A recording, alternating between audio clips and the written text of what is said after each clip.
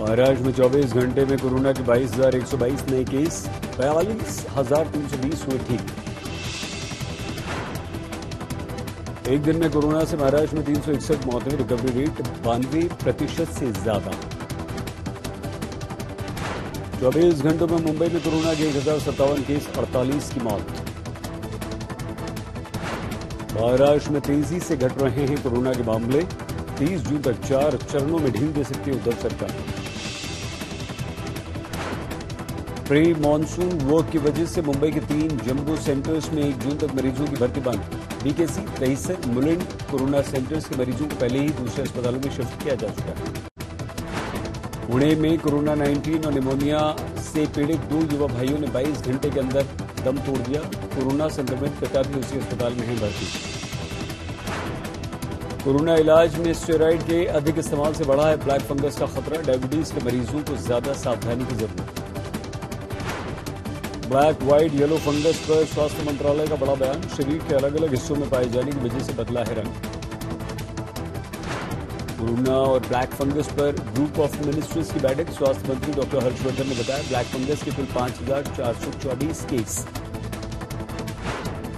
Moderna, Pfizer ने सीधे राज्यों को वैक्सीन देने से इनकार किया। केंद्र को सप्लाई करेंगी दोनों कंपनियां। वैक्सीन को लेकर केंद्र का बड़ा दावा, राज्यों के पास मौजूद 1,80,00,000 वैक्सीन। देश भर में कम हो रहे हैं कोरोना केस, 88% के पार रिकवरी रेट।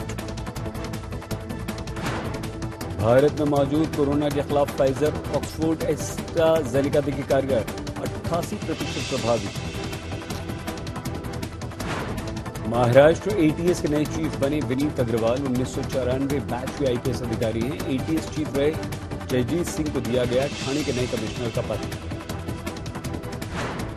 मुंबई में कोरोना ने डब्बा वालों को किया बेहाल, लॉकडाउन के कारण आर्थिक स्थिति खराब। 111 अंकों की बढ़त के साथ 50,651 पर बंद हुआ सेंसेक्स। निफ्टी में 22 अंकों की मामूली बढ़ोतरी। कोविन ट्रैक के जरिए भी आप जान सकते हैं वैक्सीन के स्लॉट की जानकारी। लोकेशन या पिन कोड डालने पर आपको नजदीकी अस्पताल में जानकारी मिल जाएगी। उद्योग जगत ने वैक्सीनेशन को बताया कंज्यूमर सेंटिमेंट सुधारने का फॉर्मूला। जहां सुस्त रफ्तार वर्क फ्रॉम होम से रिकवरी धीमी। सोमवार से शुरू हुई गोल्ड बॉन्ड की दूसरी सीरीज। 28 मई तक निवेश के लिए 4,842 रुपये प्रति ग्राम रेट तय। मुद्रा लोन को बढ़ावा देने की कोशिश में जुटी सरकार। कोरोना के बाद छोटे लेनदारों को मदद करने के लिए पहल।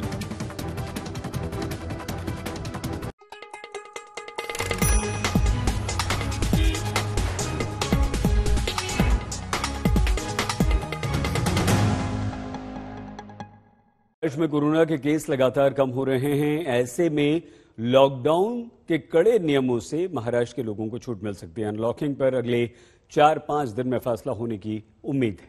महाराष्ट्र में कोरोना के केस कम हो रहे हैं। अब सरकार लॉकडाउन बढ़ाने की जगह अनलॉकिंग के बारे में सोच रही है, जिसे चरणबद्ध ढंग से 30 जून तक अंजाम दिया जा सकता है। वैसे कोरोना की तीसरी लहर आने की आशंका सामने है और राज्य सरकार उसके लिए भी तैयारी कर रही है।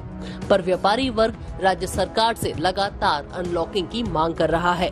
कुछ अभी भी रेड जोन में महाराष्ट्र के जिले हैं, उसमें करीबन 14 जिले बहुत ही उनका एक तो डेथ रेट भी बढ़ रहा है, कम नहीं हो रहा है, और पेशेंट भी कम नहीं हो रहे। तो ऐसी स्थिति में कम होते हैं तो फिर बराबर हो जाते हैं। तो वो जिले में अभी आज के तारीख में रिलैक्सेशन देना मुझे नहीं लगता है कि उचित होगा। सरकार ये प्लान कर सकती है कि पहले फेज में जरूरी दुकानों के खुलने का समय 3 घंटे बढ़ा दिया जाए। सब्जी, ग्रोसरी आदि की दुकानें जो सुबह 7 बजे से 11 बजे तक खुलती हैं, पहले फेज में 2 बजे तक खुली रह सकेंगी। दूसरे फेज में ग्रोसरी, सब्जी, फल और रोजमर्रा की जरूरत से जुड़ी दुकानों को पूरा दिन खोलने या एक दिन छोड़कर दूसरे दिन खोलने की अनुमति दी जा सकती है। तीसरे फेज में hotel, beer bar, restaurant, wine shop को कुछ शर्तों के साथ खोलने की छूट दी जाएगी। होटलों को 50% क्षमता के साथ खोलने की इजाजत दी जा सकती है और चौथे फेज में मुंबई लोकल और धार्मिक स्थल खोले जा सकते हैं। आज मुंबई में कोरोना कम हुआ है, खत्म नहीं हुआ है, तो वो नजर में रखते हुए अभी हमने तो इधर सुविधा भी दिया है उनको। आप लोग बाय रोड जा सकते हैं, या टैक्सी से जा सकते हैं, खुद के कार से जा सकते हैं, पर लोकल की गर्दी को रोकना असंभव हो जाता है। हमने वो कोशिश करके देखी मुंबई में, क्योंकि 24 से 27 लाख लोग रोज अगर ट्रैवल करते हैं तो ये तो बड़ा मुश्किल हो जाता है कि सबको रोकना। तो इस स्थिति में मुझे 3-4 दिन के बाद इस पर चर्चा करेंगे और किसको छूट देना है या कहाँ और निर्बंध कड़क लगाने का है, इसके बारे में आपको सबको बताएंगे। अनलॉकिंग पर आखिरी फैसला वैक्सीनेशन ड्राइव की रफ्तार और तीसरे लहर के खतरे को देखते हुए लिया जाएगा। अगर वैक्सीनेशन ड्राइव तेज नहीं हुई तो अनलॉकिंग में ज्यादा वक्त लग सकता है। महाराष्ट्र के स्वास्थ्य मंत्री राजेश टोपे ने कहा है कि फिलहाल प्रशासन तैयारियों का जायजा लेगा। अगर सब कुछ सकारात्मक रहा तो राज्य के मुख्यमंत्री और उप मुख्यमंत्री टास्क फोर्स के सलाहकारों से बातचीत कर लॉकडाउन में ढील करने पर बात कर सकते हैं। लेकिन इस भ्रम में इस वक्त कोई न रहे कि लॉकडाउन पूरी तरीके से खत्म हो जाएगा। मुस्तफा शेख के साथ विद्या, मुंबई, आज तक। कोरोना की तीसरी लहर में बच्चों के सबसे ज्यादा प्रभावित होने की आशंका जताई जा रही है। महाराष्ट्र सरकार का यह मानना है कि जुलाई से सितंबर के बीच कोरोना की तीसरी लहर आ सकती है। मुंबई में जून से लेकर सितंबर तक बारिश का मौसम रहता है। इस दौरान बच्चों को सर्दी, खांसी, जुकाम की शिकायतें ज्यादा रहती हैं। ऐसे में विशेषज्ञों का कहना है कि बच्चों को मानसून से पहले फ्लू की वैक्सीन आप जरूर लगवा लें।